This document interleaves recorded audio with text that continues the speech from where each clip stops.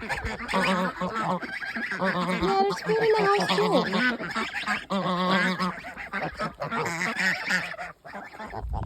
Well, it'd be nice if you could move over just a little bit so that the ducks could get into the duck house. Stop. Stop. Stop what you're doing.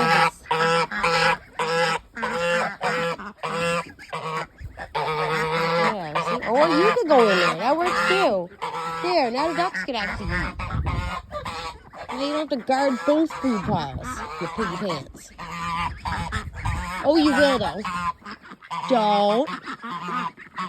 Stop guarding both food piles. You have to share. Yeah, let your babies eat. Go eat with your wife in the house. There's more in there. Friggin' Drake got his gut full again.